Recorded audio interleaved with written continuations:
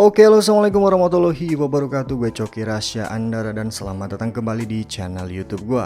Oke, di video kali ini gue bakalan coba untuk review soundcard eksternal V10 Sound Bass. Jadi soundcard ini berbeda dengan soundcard eksternal V10 yang pernah gue review sebelumnya, yang bentuknya tuh lebih kecil dan ada remote controlnya.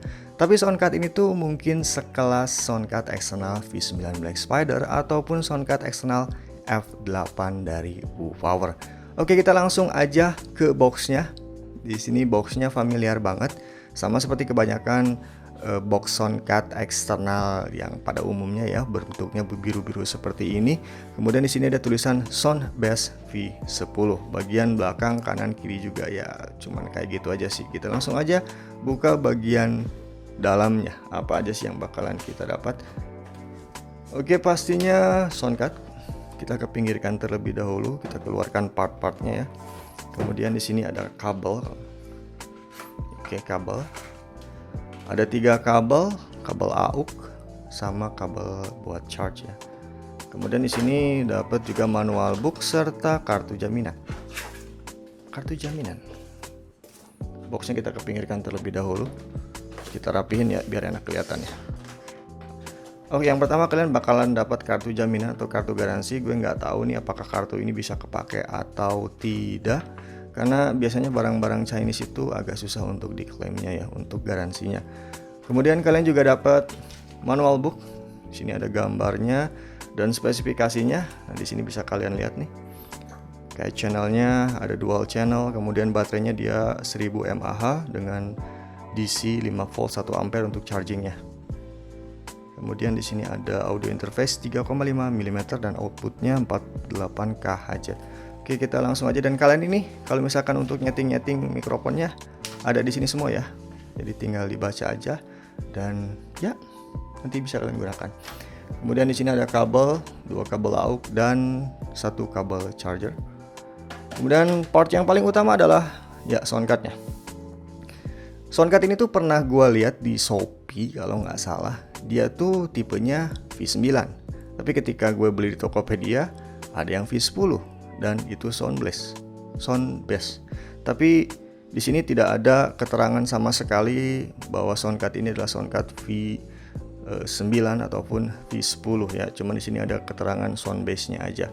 Oke, dari berat sendiri, dari berat ini cukup berat ini untuk soundcardnya. Kemudian build quality-nya dia atasnya dari full metal. Nah, dari sini full metal, full besi semacam itu. Tapi di bagian body ininya nih dia masih menggunakan material berupa plastik, dan di bagian belakangnya ada 4 penyangga, jadi tidak akan tergeser kalau misalkan kita gunakan. Kemudian untuk material tombolnya masih dari plastik, bukan tombol ya. Untuk knob control dari plastik, knob control up and down, putar. Tapi untuk material dari tombol-tombolnya dia udah menggunakan semacam silikon atau karet semacam itu ya. Kemudian untuk desain sendiri, kita coba untuk nyalain soundcardnya ya. Cakep. Oke, jadi ada nuansa-nuansanya ketika dinyalain ini soundcardnya. Untuk desain sendiri, 2 knob control untuk mic dan monitor di bagian kanan kiri cukup besar, dan ini kalau diputar nanti ada lampu di bagian kirinya. Oke, kemudian di sini ada indikator untuk monitoring mikrofon. Kalau kita putar ada nih. Kemudian di sini untuk monitor untuk headset. Dan 2 knob control untuk record serta untuk music. Oke, cuman di sini nih knob controlnya dia bisa muter terus ya. Jadi nggak ada semacam penyanggahnya. Tapi nanti ketahuan kok untuk besar kecilnya. Nah, untuk di sini ada sekitar 5 knob control up and down untuk echo, wet dry, bass, bariton dan treble.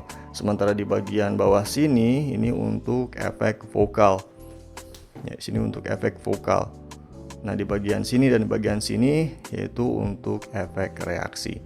Dan ya sama seperti yang lainnya sih. Kalau untuk bagian display hanya saja penampilannya yang berbeda. Kemudian di bagian belakang ini interface-nya. Di sini ada 2 kapasitor WR1 dan WR2, di mana ini digunakan untuk mikrofon kondensor yang memiliki jack TRS 3,5 mm ya. Kayak BM800 atau mikrofon clip-on semacam itu. Kemudian di sini ada headphone dan earphone. Headphone ini tuh sebenarnya bisa digunakan untuk headphone yang memiliki mikrofon. Jadi suaranya nanti langsung ada nih, nggak usah terhubung ke kapasitor 1 ataupun kapasitor 2. Kemudian ada earphone. Di sini ada music, accompany instrument, ada live 1, live 2, dan charging. Ya seperti biasa sih untuk interface-nya hampir sama seperti soundcard eksternal V9 Black Spider ataupun soundcard eksternal F8 dari Wooftower. Harganya ya untuk harga sini cukup mahal ini. Harganya kisaran 600.000 sampai 650.000-an, dan ini jauh berbeda dengan soundcard eksternal V9 Black Spider yang harganya masih kisaran 400.000 sampai 500.000-an. Nah, harganya berbeda. Tapi kualitas suaranya seperti apa sih? Apakah bagus atau tidak, ataukah melebihi soundcard eksternal V9 Black Spider yang powernya cukup lumayan kencang, atau sama seperti soundcard eksternal V8 Plus yang powernya segitu-gitu aja gitu. Yuk, sekarang kita coba untuk mengetahui hasil suara dari soundcard eksternal V10 Soundbass ini. So, let's find out. And let's go. Oke, dan kali ini gua udah coba untuk hubungkan mikrofon BM800 ke soundcard eksternal V10 Soundbass dengan dua mikrofonnya. Ini mikrofon pertama yang gua pakai untuk ngomong, dan ini mikrofon yang kedua. Dan hasilnya cukup lumayan kenceng ya, hampir sama seperti soundcard eksternal V9 Black Spider untuk powernya. Cuman untuk hasil suara, kejernihan suaranya menurut gue lebih jernih ini ya, lebih jernih Soundbass V10. Dan ini pun tanpa efek sedikit pun, gue efeknya diturunin semuanya dari mulai treble, bariton, bass, kemudian wet dry, dan echo. Kita coba untuk naikkan echo-nya. Oke, dan ini adalah echo-nya. Setelah gua naikin, kemudian kita naikin apa nih? Wet dry-nya kita naikin. Jadi hasil suara echo-nya bisa lebih luas. Kemudian bass-nya kita naikin jadi lebih besar, lebih bulat. Baritonnya kita naikin itu jadi lebih kencang lagi. Dan treble-nya, apalagi kalau treble dinaikin, suaranya jadi lebih luas. Oke, kita setengahin aja ya. Oke, dan ini gua tanpa editing sama sekali ya, hasil suaranya tanpa diproses editing. Jadi ini pure dari mikrofon BM800 masuk ke soundcard eksternal V10 Soundbass dan direkam secara langsung dengan menggunakan smartphone Samsung Note 8 yang gua punya.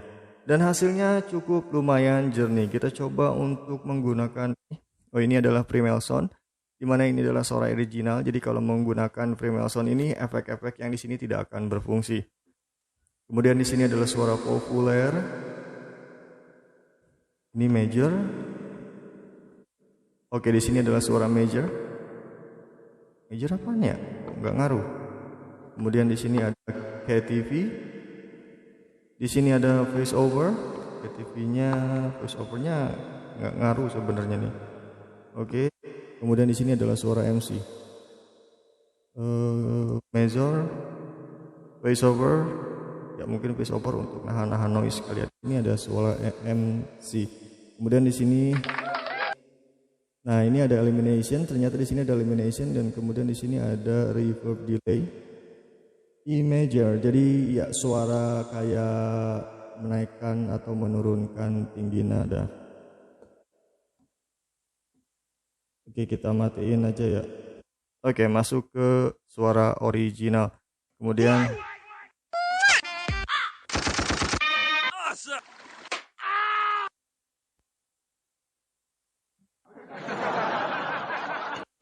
Oke, dan itu adalah efek-efeknya yang bisa kalian gunakan. Pastinya hasil suaranya menurut gua sih secara live kedengaran di headphone itu dia lebih jernih, lebih powerful juga, dan dia lebih mengalir suaranya. Mengalir apa? Ya, jadi lebih mengalir, suaranya lebih enak untuk didengar. Kalau misalkan dengan soundcard V9 Black Spider gimana ya hasil suaranya ya? Nanti bakalan coba gua comparein aja lah untuk soundcard eksternal V9 Black Spider dan soundcard eksternal V10 Soundbass ini. Untuk hasilnya ya seperti itu dengan efek-efek yang udah gua pakai.